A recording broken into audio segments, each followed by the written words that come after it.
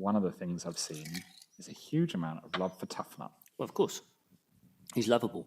Well, He's just a big, wholesome lad, and like me and a lot of other brute players, has 3 intellect. And so, we see a lot of ourselves in Tough Nut.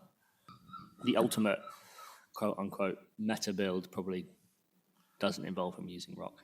Might end up being a romping club user. You're not alone in that, because Rock was the best seller on Card Market last time. I saw it. I saw the non-foil Rock reached the dizzying heights of 62 cents on Card Market. The Marvel Rock is actually reaching some pretty silly prices, considering it is a rock. Welcome to Energy Potion, a Flesh and Blood podcast where we chat about trying, failing, and sometimes succeeding to play Flesh and Blood as competitively as we can. So yeah, we got a podcast out this week. We did indeed. And the nice thing about trading card games is it keeps moving, Toby. So it never stops moving. This week, we've seen the results of all the nationals. We have.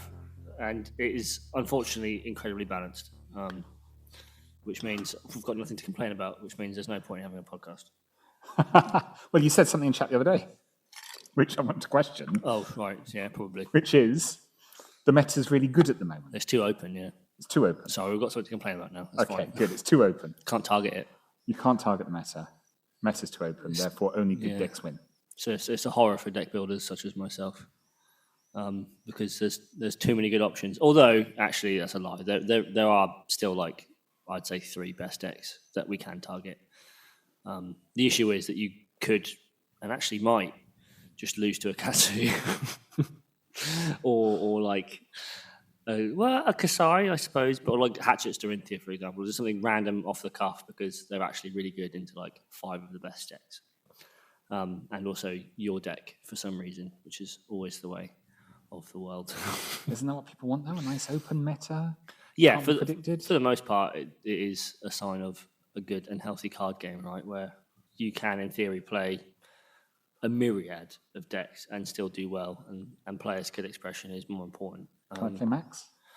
I think you probably could play Max. You could these days. Actually. I think, especially if we're going to go into a meta game where Guardians are going to start reigning supreme again, I think you could definitely play Max. I mean, if Dash, Inventor Extraordinaire, can win a Nationals and win a decently sized Nationals in Spain as well, I think you can play Max, which means, in theory, I can justify buying a playset of cold foil mechanoids. I'm saving money this month, John, as you can tell, because I haven't bought the mechanoids yet, or the Rimworld DLC. That's not even out yet. Tomorrow. Tomorrow is going to be a painful one, John. As I said, Rimworld DLC, and more relevantly, the Katsu Armory deck, which is to say, the Ira Armory deck. But so, for me, is Vengeance Katsu a real thing? Katsu with Vengeance cards in is a real thing. Okay. Katsu with more cards that say combo and block 3 and can have go again with disruption as well. Is definitely playable. You look really happy as you say that.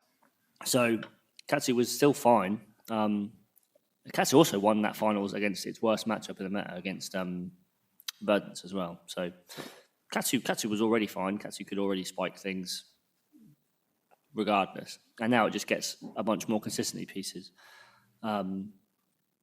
Also, it was a rare day where you used both Kodatsus anyway. So really, Edge of Autumn's fine. Pitch to it. Use the other 2 to play Surging Strike. They don't block it. You win. Or you throw out Edge of Autumn and then you combo into something else like the 2-cost that's CNC. Vengeance. It's one of the Vengeances. One of the Vengeances. No, I've had some fun in testing. I've named Edge of Autumn on Retrace the Past 3 times now, and that's pretty fun.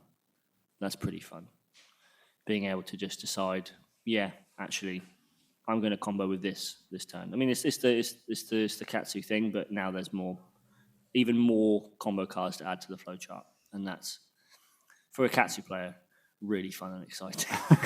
And for the person sitting opposite the Gatsu player, really, really just a bit annoying, especially because he's got like breaking scales 2 and 3 now with the new arm piece. Yeah. Yeah. But, at least you get to go for a nice relax before your next round. Well, that's the theory, right? Is that you get to play 3 really fun turns, and then either you win or your opponent disrupted you and you lose. But you do get to go grab a coffee and a drink and a piece of banana bread every round. Every round. Because you probably need the caffeine if you're playing Katsu. Oh, it's a complicated flowchart, right? Well, if you memorise the whole flowchart and don't just bond into Flusterfist every turn, which is what you should do. But no, it's fun. And also, Edge Ira looks fun too. Edge Ira looks to fix a few of the issues that, Boomer Ira, for lack of a better phrase, faces, in that she can't really turn on the jets when she needs to. She can't pressure as much. And this Edge build lets her be a bit more aggressive while still keeping a lot of blocking power. The issue is you do lose arguably the 2 best weapons in the game in double Kodachi, right? By going 1 into 2. But kind of everything. And +1 still +1 every time. And +1 is still +1, and it's even better if it's now on this new 2-cost attack for 6 that has Vengeance in its name and isn't CNC but is CNC. So I'm sure John will add in post. I'm really not. It's stronger when it comes in for 7. So that's fine too. They both look really good. And again, like I said, I will be picking up my copy tomorrow as of recording. Probably like 3 days in the past as of release. And then I might even play it on Saturday. My problem is, it makes Syndra worse. Because Katsu and Ira being better makes Syndra worse. But it's fine, because Syndra's already falling off because Slippy's the best deck in the format. Because Slippy's the best deck. And it makes Slippy better because Slippy is quite good into, it turns out, Ira and Katsu. Wow. They do get to play Wax Off. I watched the Cup of TCG video. What do Callum they is know? certain They don't know anything. that Ira is not good in Slippy because he lost. Well, he lost one time. He lost what I would argue is a favoured matchup, and he just got rolled. Because that's why Slippy is a good top tier deck. Is that he's an aggro deck that can keep pace with other aggro decks. He can also disrupt other aggro decks, and also in an unfavourable matchup, sometimes you will just draw the nuts. You'll just draw a disruptive card, take up the mantle, just a nick, and you'll just obliterate your opponent because they blocked correctly, but unfortunately, no, they didn't. And you just win off the back of that, which is, as the Slippy player, fantastic because you've obviously meticulously outplayed your opponent. And as the opposing player, it feels pretty rough because there was literally nothing you could have done. Or maybe everyone just starts boarding 3 snags again. I'm a huge snag truther, John. I love snag. I think I've got one somewhere. I think if you can find space for snag in your life, John, you probably should. Yeah, these days. Because it works. Yeah. Turns off what is currently let's face it, the best deck in format. Looking at the national results. I mean, yes. The other one being, who got the next most wins? Syndra. Well, they got the same, but yeah, Slippy tends to beat Syndra. And Slippy beats Syndra. Yeah. But obviously, and Slippy does beat Gravy, but Syndra beats Gravy. I've heard in internal testing that Syndra might occasionally do 31 damage to the Gravy player. Which is great fun when you're the Syndra. And considerably less fun when you're trying to block it. Well, with 2 allies and a 2 block. I didn't see much blocking going on, to be honest. Well, my opponent in that game just kind of took it. Yeah, I just face checked it. It's like, yeah, I'll take that too. Face checked it and presented a golden tipple for 3 into an ally and was like, I think I might have lost this. Yeah, it wasn't the most robust comeback. But no, I mean, again, the meta looks fine. It's almost a shame that really we don't get much of it outside of the Pro Tour. We get to see it at the Pro Tour, but again, the Pro Tour is its own beast. Yeah, it's not necessarily indicative of the meta at large. It is indicative of the Pro Tour meta. Like, these are the best players in the world, all actively aware that they will be playing against the best players in the world. So we will see a lot of Slippy. We'll probably see a lot of like stuff like Florian too. We'll see decks that combat Slippy and give up points into other matchups. So if anything, it probably looks more like a Seabass Armory than anything else. But the kicker is, we'll see that, and then we won't really have much until the Guardian Mastery set. Yeah, well, next competitive season for us really is ProQuest, and by that point we've had Guardian Mastery and Super Slam. And Super Slam. So we're going to have, well, the Guardians will be back, I've been told. I don't see it. Well, I really don't. Well, currently, if there was a deck that could beat Slippy, it probably is Victor. So maybe that's enough of a reason for Guardians to see a bit more of a play. I mean, also Valda would probably obliterate Slippy as well, for what it's worth, which is pretty interesting, considering his entire deck folds to Crush the Weak and Chokeslam. Yeah.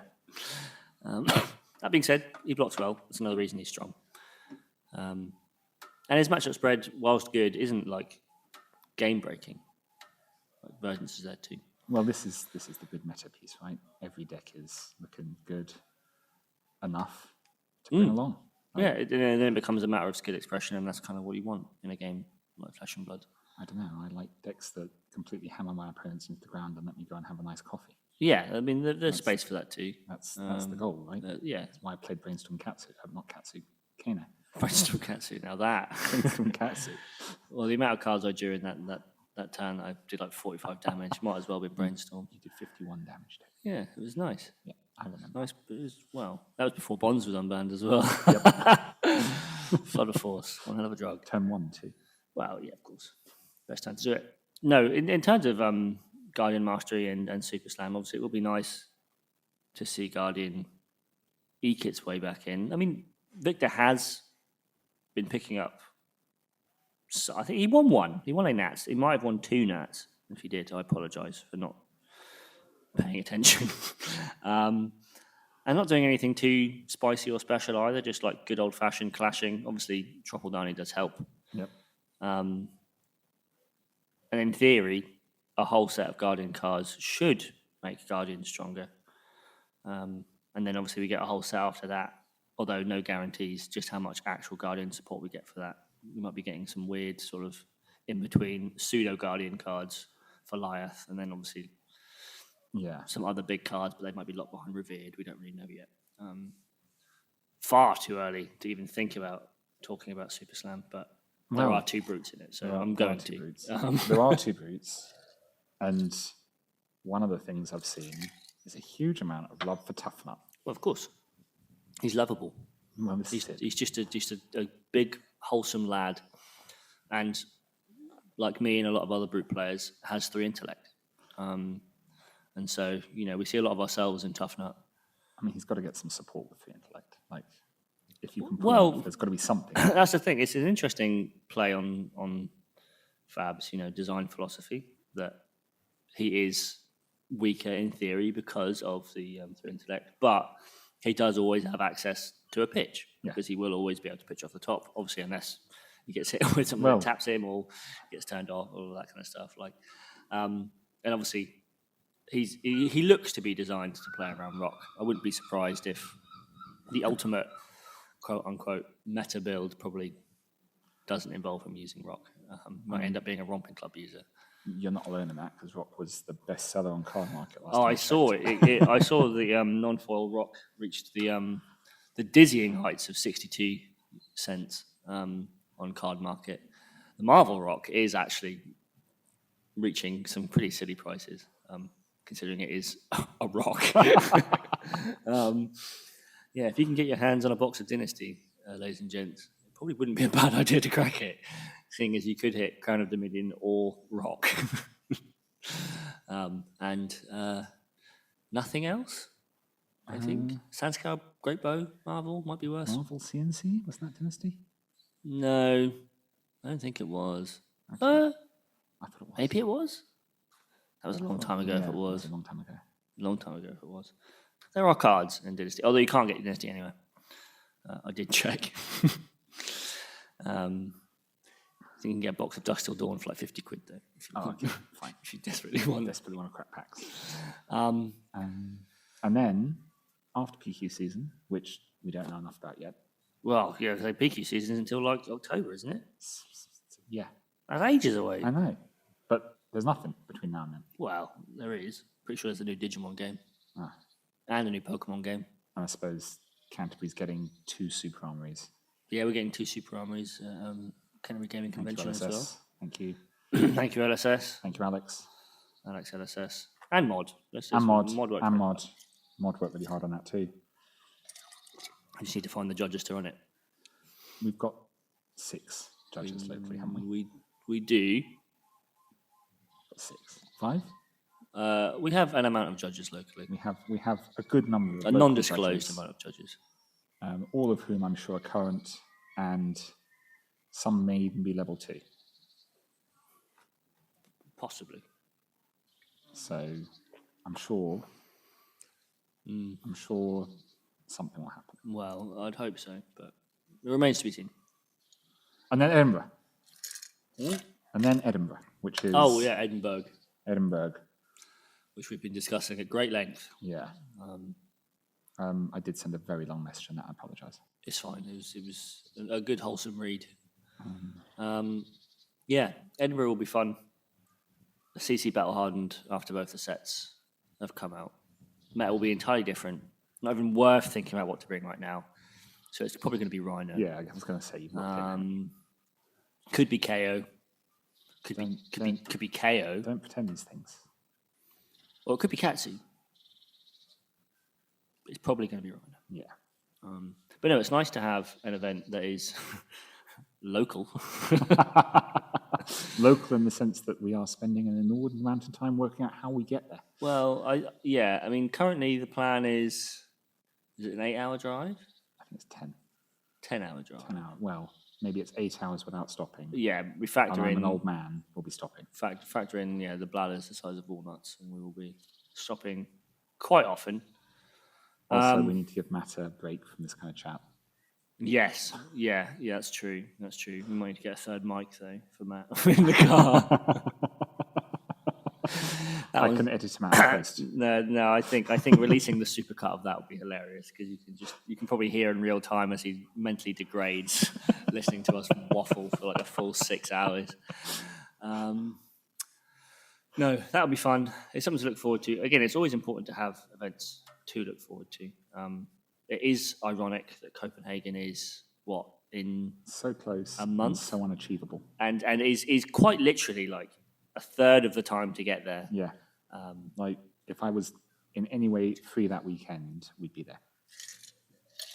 Well, it would be nice. Paris is sold out, so can't even entertain that idea now with the cuppers. We were thinking about it.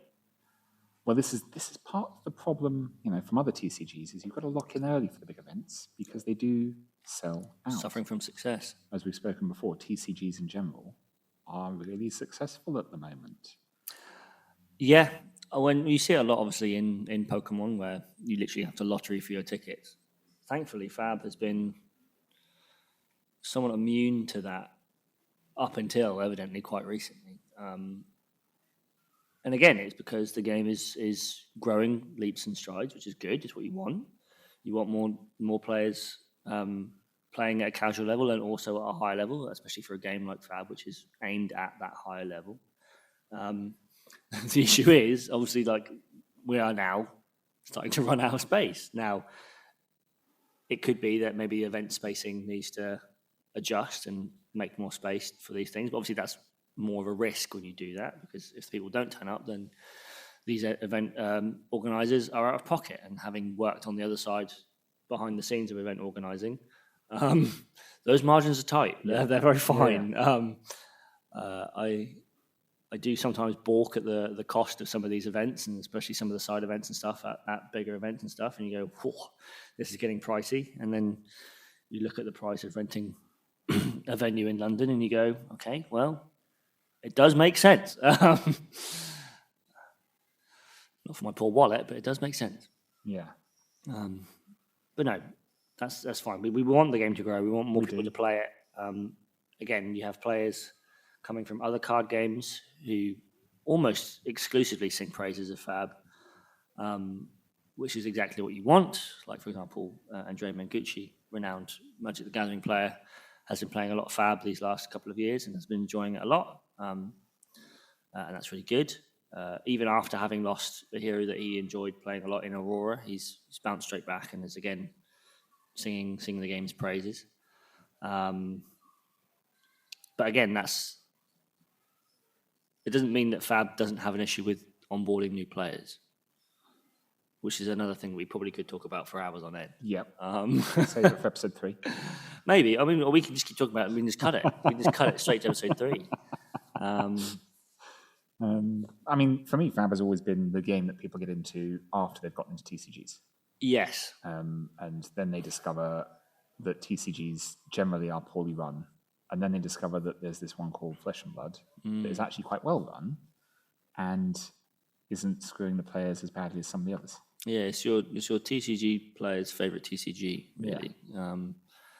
For now, obviously, it's not to say it hasn't had its bumps in the roads and its ups and downs, but it's very obvious that a lot of decisions are coming from a good place in terms of player base, and it's very evident that people on the playtesting team and the development team have played TCGs to a degree. Obviously, things still slip through the cracks, which is good because that ties straight into Slippy and how much I hate Take Up the Mantle and Justinic and Persuasive Prognosis and Assassin. I digest. Some people love Assassin. Some people love, the combat trick aspect of it and the instant speed, reaction speed stuff to it. And, some of us enjoy playing, Flesh and Blood. Yep. Again, there is rapidly, as the game expands, there are becoming more and more archetypes for more and they're more struggling through people. it. They're struggling through it. Like the Codex of Frailty thing, where it was up to, I think, £70. Yes. But now they re-release it the way they did CNC. And it's down to 30. It's down to 30, which again, if you much more palatable, if you come from like Pokemon TCG, for example, and you're saying, yes, this one card in my 80 card deck is £30, they go, oh, that's crazy. Yeah. My whole deck is actually under £30. And then you go to something like a legacy player in Magic the Gathering, and they go, oh, a staple for £30, what a bargain. So it's within the scope of this niche that Fab's trying to carve out for itself, I think. And again, staples becoming cheaper can only ever be good for a player base. Even if you've got your codexes at £70 a pop, I think you can probably appreciate being able to pick up a play set for cheaper than that is good for the game. Yes, especially since at large. I can't remember who I was discussing this with. It's £30 now because they released a new set. Cards are in the market. Oh, it'll creep back up. TCGs are growing. Flesh and Blood is growing.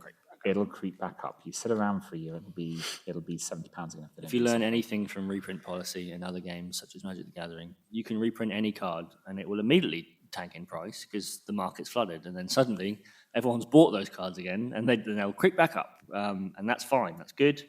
That's how secondary markets work. And a game like Fab that actually acknowledges a secondary market means that we don't have to pretend that they're not aware of it. Now, there are a lot more things that they could do in terms of printing policy. For example, another history pack wouldn't go amiss. Please, Ulysses. Please, I dislike white borders as much as the next guy, but please, we need them. But then there's also there's formats. We can discuss how certain formats could be used to introduce players to the game, and how Blitz used to be that, and now perhaps isn't that. And there's a new format. You're experimenting with Project Blue? Project Blue does exist, although it has recently just moved out of its alpha phase. They've closed down the alpha phase for it. And that's not to say they're obviously dropping it entirely. I hope it's actually entirely the opposite, and that they've seen how much support it's gotten worldwide, and they're making sure to really... the Cracked Bauble Appreciation Society's Invitational is going to be in Project Blue in August. We are adopting it as the official format for the Invitational. Because I personally think it's a fantastic format. As someone who enjoys playing Pauper and Magic and Commoner and Fab, I think a format where additional restrictions are imposed only breeds more innovation and more excitement. Also, I much prefer Fab as a game of incremental advantage opposed to like turbo spike turns. So playing with lower power cards does lend to that. That's not to say you can't do some very silly stuff with just commons and rares in your deck. I mean, just look at 5. I do look at 5 every day. Longingly. But again, it's a fantastic format for introducing players to the game. You get to go, cool, here you get to play a hero. You get to get a general feel for what they're trying to do. And if you enjoy them, then you get to go, cool, well, maybe this is a hero that I'd like to play at CC, and then gradually buy into that, buying staples as you go. Like, obviously, you don't have to just drop the money day one to simply play the hero. You can build incrementally. Yes. This is a problem a lot of players have, even with the army decks, is rapidly having to scale up the army decks, because at any given armory, you've got a third of the room who play very competitively, a third of the room who like to play competitively, and a third of the room who just want to try a card game, chill, and have some fun. Well, that's the thing. Like and it's, again, we'll roll it back to what we were saying before. Is why for quite a considerable time it was quite hard to get people to start playing Fab, and it still is sometimes a struggle. And I can imagine how it can be quite difficult for other communities as well, who don't have someone who has just like 7 decks to lend at any given point. Yep. Because again, we know it's a fantastic game because we play it, and until someone plays it, it's very hard to transmute that to them. And even when they do play it, they go, "Wow, this is really fun. I had a great time. How much does it cost to buy a deck?" And you have to go, "Oh, well, depends." Fi's good. Fi's good and relatively cheap as an entry point. That's still my preferred entry point. Fi is a fantastic entry point for CC. Unfortunately, he will eventually go. Like, he will just rack up enough points through not for a while, accidental not things. For a while. Well, I mean, he's also like 1 expansion slot card away from maybe just breaking himself. Oh, yeah, but then Syndra's still probably the better of the two, right? If there's an expansion slot card that helps Fi. Tune in for the extra edition, 30-minute edition, where me and John discuss a card that would break Fi but wouldn't break Syndra. Because I could talk about that for a good long time without even making it a Fi spec. But no, rolling it back to Project Blue, it is a format that I hope they support a lot. It is the format I've been saying for a little while that I hope becomes the skirmish format. I hope it is what they adopt for skirmish as that. There's a lot of excitement about it. As that onboarding thing. I mean, exactly. It's easy to get into because the cards are available. The cards are easy to find, and also and ideally, I'd have it replace LL as well, because it's the format where you get to play all of the heroes that have gone in CC again. Yeah. Like, you can play Viscera again. You can play Chain again. You can play Enigma if you desperately want to. Like, you can play, obviously they're not going to be at the power level or necessarily the same way that they play in CC, but they still get to do some pretty silly things, and you still get to express the way the hero plays. I get to play Reiner again in a 20 life format, which seems really fair and balanced and fun. So you get another turn 1 kill. Well, it's harder without Blood Rush, but I think I could do it. But that's the thing. Like, there's so much space to be explored. There's so much testing that could be done. Like, there's hours of play testing and deck building that people can go through before coming to the conclusion that Ira is the best deck. Like, it's just so much potential in this format. And so I want them to really, put their foot down, and so people can sink their teeth into it properly, because it's very hard to convince you with the player format that isn't official, right? Yeah. Like, it's one of the issues that we're having with some of our regular players, and especially some of our more competitive players, because it's like, well, I only want to play competitive games. They only want to play CC because they want to practice CC for events and for a meta game that actually exists. It's very hard to convince people to turn up on a Monday night, for example, and play a bit of Project Blue instead of CC, because it splits the player base, and then more people don't get to play more CC and all that kind of stuff. With official backing, it becomes a bit easier. Hard enough getting a draft game together, even when there's a draft event coming up that people are signed up to. Yeah, there might be a reason as to why we didn't do very well in the draft.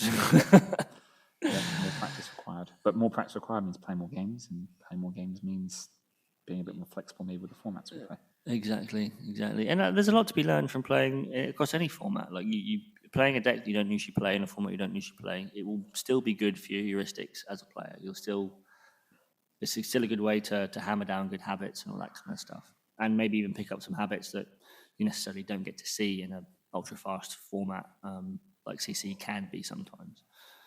Like if you're used to playing 3-turn Syndra versus Slippy games, like chances are your pitch stacking skills have waned somewhat over the time. My mind palace is as glistening and clean as it ever has been playing Kano.